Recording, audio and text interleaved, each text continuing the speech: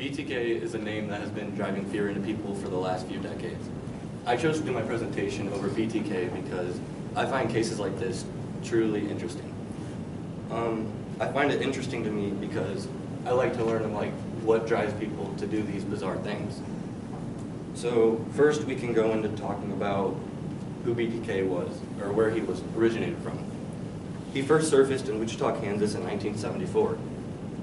After this, according to the newspaper and the Wichita Eagle, the people started locking their houses more, and it just completely drove a lot of fear into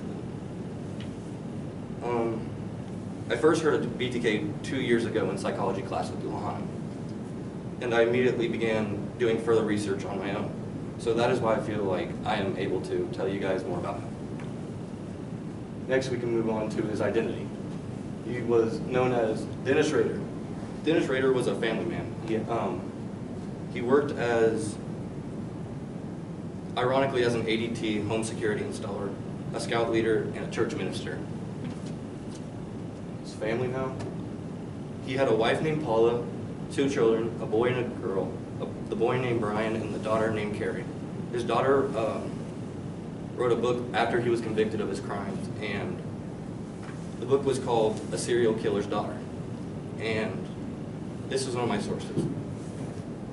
She had no idea. She stated that she had no idea of what he was doing over the years, and that overall he was an amazing father. Next. BTK stands for Bind, Torture, Kill.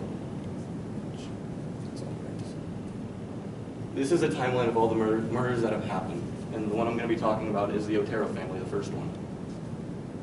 The Otero family was a family of 4 that had been murdered in 1974, his first murders. It was the mother, the father, and then the 2 kids, I believe, which are 7 and 9, a daughter and a son.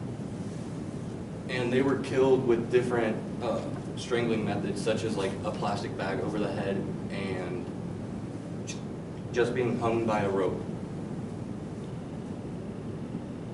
A description of the crime scenes. At the crime scenes,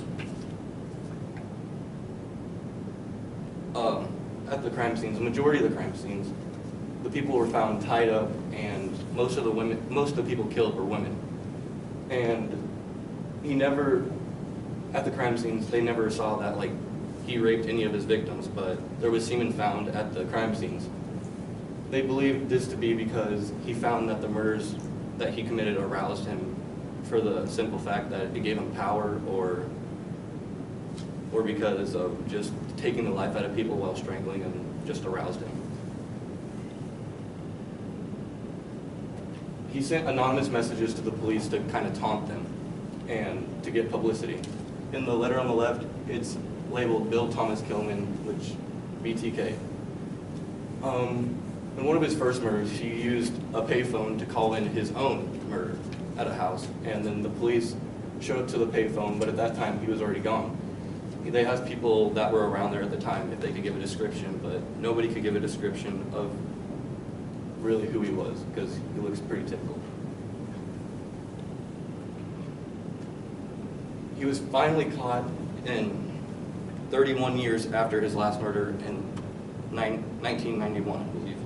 And he was caught by using a floppy disk, which was new technology at the time. And they just ended up tracing it back to him, and his sentencing was, he was convicted for 10 murders, and this adds up to 10 consecutive